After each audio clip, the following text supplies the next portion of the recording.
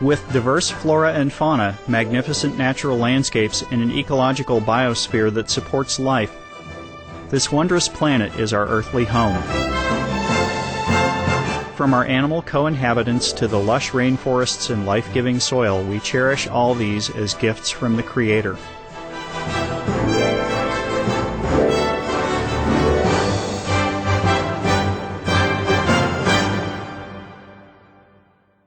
It is a common theme in the world's major faiths that during our temporary stay here we should be good stewards of Mother Earth. Throughout the years, Supreme Master Ching has shared the message of leading a balanced life while following a spiritual path. Not only must we nourish our spirits, but we share the responsibility to care for nature and our fellow beings. In light of recent scientific evidence which pinpoint the raising of livestock as the #1 contributor to climate change, Supreme Master Ching affirms the important message she has noted for over the past 2 decades. We must be vegetarian, meaning an animal-free diet, and practice sustainable living. Today we present to you a discussion by Supreme Master Ching titled Organic Farming Restores the Healthy Balance of the Planet, a compilation of excerpts from Supreme Master Ching lectures concerning the importance of planting organic vegetables and fruits, the detrimental impacts of the meat diet on human health, the environment, and ultimately the health of our planet.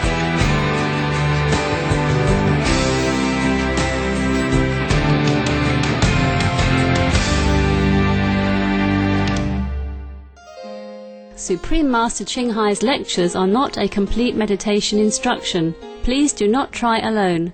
For free of charge guidance, please visit www.godsdirectcontact.org or contact any of our centers near you.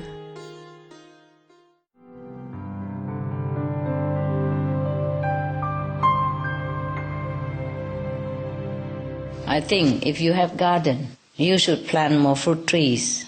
And food, make it become a habit. You know, food that is easy to plant, short-term harvest, and plenty of vitamin and, nutrition already. You try to plant those vegetables that bear fruit, like beans, pumpkin stuff, cucumber, those things that bear fruit and simple, easy, yeah? So it become a habit. And then you eat your own produce. And it's also good for the time being because we're short of food everywhere. It's good to be independent, okay? In case something happen, you will have sufficient food for yourself, okay? Plant a lot of fruit trees wherever you can, a different season, okay? And those vegetables, that's easy to harvest and quick and not too much water. Right now we still have water, but then you plant also all kind, okay? Yeah, what's simple? Corn and all that takes too long, but beans you can eat and live well with it. It's a vegetable as well as a protein provider. You see in one. For example, beans, any kind of beans. Yes. And all kind of fruit, yeah, fruit tree that give you fruit. And if you don't eat it enough, you make it into like jam or pickle fruit. Chutney? You make chutney, okay. And you make something and put in a jar or deep freeze, something like that, yeah? Or like pickle, and it lasts long. Then you can eat them when the season's out. Yes. It's better to eat your own produce. And God say in the Bible that you should sweat yourself for your food. That's why one of the happiest marriage is for the farmers. According to research. It's serious, huh? You plant your food, okay? Plant whatever, easy, simple, but plentiful of nutrition and always easy and always can plant again and again. Of course you can plant a variety, but to be sure, concentrate on those that have protein and fiber and vegetable at the same time, like beans and fruit. Beans easy to plant. If you have a fence, you just put your finger in the ground, put a bean, and then it will grow in no time. And a lot of beans will come out. And you eat some and you leave some for the next planting season, eh? And very cheap, easy to plant. You don't even need to take care much. I remember I planted some beans when I was in Germany, I just put it around the fence and it grows so much. Yeah, so easy. It grows so fast, I did not remember I have to water them. I did not. I just come out. And tomatoes and all, they grow in abundance. Especially if you have trees. Of course, when you plant trees, there are also leaves falling down in the fall. And you rack them together. You put it in the hole that you dig in the ground. And there's some leaves and some earth, some leaf and some earth like that. And after a while, it becomes beautiful compost. And then you just put it into your use again, planting vegetable. Or if you have to cut grasses, then you use the grass also, yeah? And your waste of vegetable, the peel and the old leaves and whatever, you put them all together in there. And it becomes a very, very useful compost. Try to be independent from now on, okay? Do not complain about food shortage and food expenses. Do it yourself. Even if you have balcony, you can plant it. From now on, try to use useful trees and plants together with beauty. For example, the cherry tree, they are so beautiful with flowering in season. And apple tree is also beautiful flower, all kind of like that. And on the balcony, instead of planting something for fun, you can plant it for eating as well. I have a little pot like this, and it's a tangerine. My God, he keeps growing. So much tangerine in such a small tree about this size. So much. Hundreds of them. And so beautiful. Just in a pot.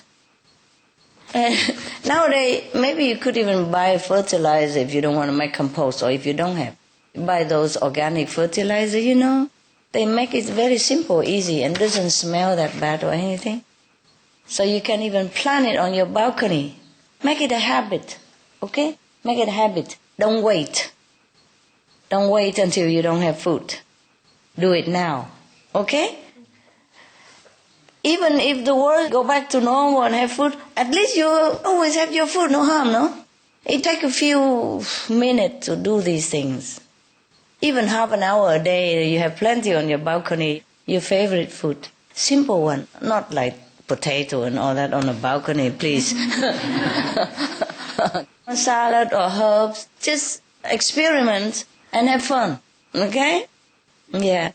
Have fun, read some books how to plant, or go supermarket. Every packet they tell you what year or what month of the year to plant and from when to when they will grow and harvest, so you know the timing of it. If you don't want it too long, 3 months, you pick those with 2 months, 2 weeks or 3 weeks. Yeah, it's fun to grow your own vegetable. Even grow salad on balcony is plenty for you to eat. You don't eat salad every day, so you just grow some and then it lasts you at least a week or a month. And then you plant another one. Take turn like that and you always have something to eat. So it's a better way to be independent. Or if you have a flat roof, you plant up there. You don't plant everywhere, but you can use some plastic box or something, or ceramic box, and fill it with earth, fill your compost, and just keep planting. Very fun. You go out and see the whole roof is green and eatable. Beautiful. It's really beautiful. I don't have much time, otherwise I like to plant things myself. It's very, very nice. You can use your hand, a magic hand, like every day turn the empty plot into something useful and nutritious. Even if you don't have much land, sometimes just a little bit garden, you can do it. And take turn, you see? And plant it and then pickle it, and plant another one. If you don't eat right away, you can pickle it and save it in the cellar or something. I'll put it in the cold area, yeah. In Europe, almost everywhere is cold, so don't even need a fridge. You put outside. I also tell Malay people to do that. They're planting something. And I have eaten some of their stuff for the first time. Before we plant, but the worms eat them, And now they're doing something, the worm don't come. There are some plants you can mix together with your plant to repel those insects or something if you don't want them.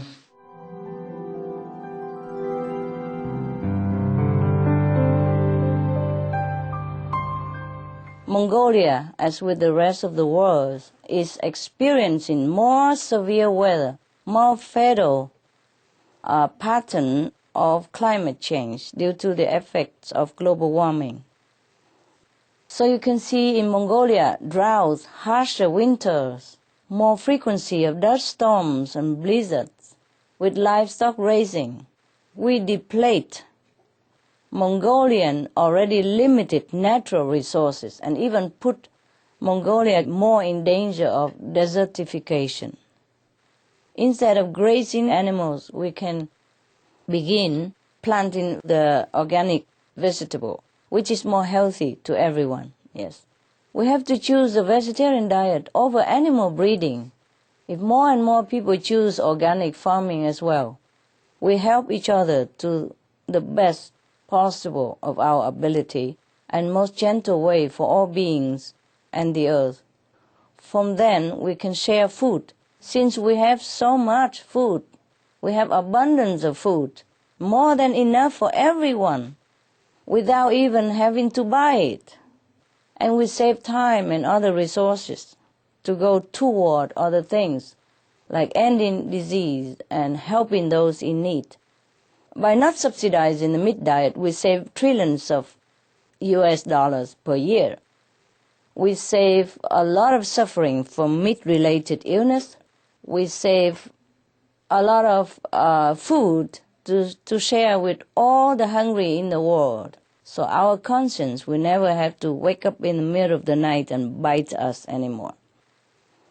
We can do that through such a method as hydroponics. You can even plant and harvest indoors. So we can do it also by ourselves. There's no need even farmers. If we have a little garden, we can plant it ourselves. Or if we have a balcony, we can even plant it in water. We must start now so that you can have your own vegetable. It's very easy. If you just have a little pot even on the balcony, the size you want, and you just sow some seed on it, a few days later, you already have some vegetable. You know, salad, for example. Some are grown in 3 days or 1 week or 2 weeks, and you can always take turn to grow it again. And in the garden, it grows quicker. In the old time, if we look into the Mongolian history, the people of Mongolia did not eat so much meat. Then we should be convinced that meatless diet sustained our ancestry and still can sustain us.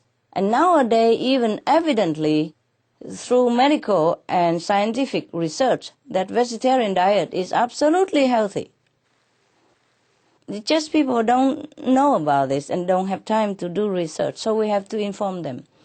Please do inform your people. We are doing that, but we need your help. We cannot do everything, even though we have association members everywhere. But it's not like the whole planet is my association member, is it? So we need your help. We need everybody's help. We need all the help from the government.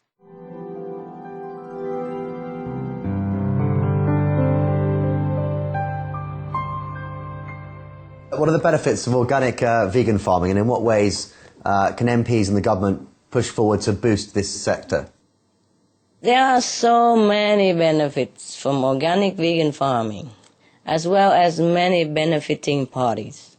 First, for the farmers, organic vegan farming is productive, saving 37% more energy and even more water than conventional farming methods. Next, there are environmental benefits, like the topsoil stays and proves better at withstanding floods and hurricanes. Wildlife and ecosystems also win. According to the largest study done on organic farming in the UK, your country, compared to conventional farms, organic farms contained 85% more plant species, with 71% taller and thicker hedges, and a healthy return of native animals across the species. Furthermore, organic vegan farming will halt the runoff of chemical fertilizers that have created monstrous dead zones in the ocean.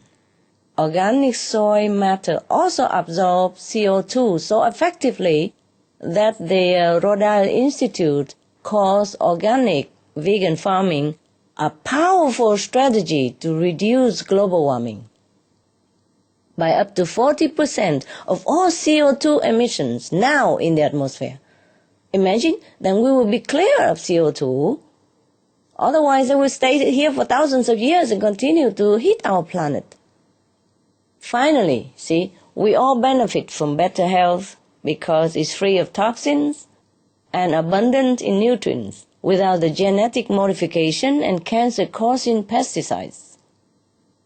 In contrast to animal products, which are known to cause cancer, heart disease, diabetes and obesity, etc., organically farmed fruits and vegetables contain abundant nutrients that help us to avoid all these modern conditions. Surely organic vegan food is the only food we should feel safe and would feel safe and will feel safe. In fact, we will feel the safest food to give to our children, the best food to give to our children. The MPs and the government can support this organic vegan farming through subsidies. They can also redirect the funds away from the meat industries and instead toward encouraging citizens to plant, to buy, and to choose organic vegan food. And when they do, we will soon have a lot of healthy, happy, productive people, a restored green environment, and minimum climate mitigation costs, something our governments can look forward to and gain the enthusiastic support of all citizens.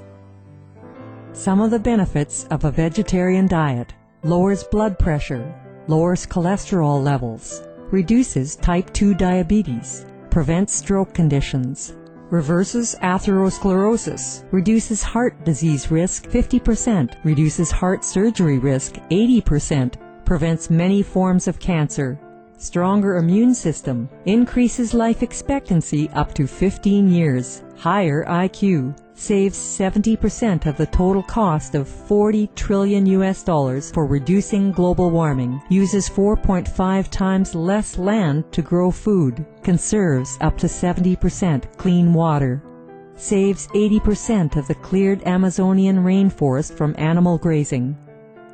A solution for world hunger.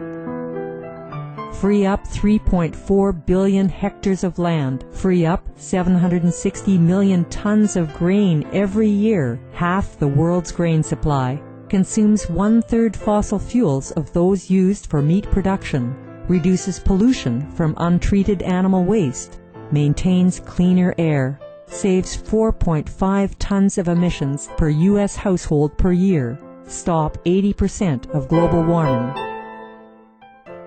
Plus more.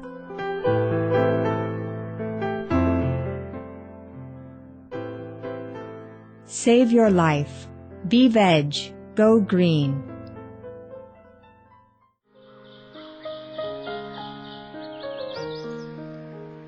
We appreciate your company for today's episode of Between Master and Disciples here on Supreme Master Television. Join us again next Friday for Part 2 of Organic Farming Restores the Healthy Balance of the Planet. And now, Animal World, Our Co-Inhabitants, is coming up next right after Noteworthy News. Please stay tuned. We wish you a safe and blessed weekend.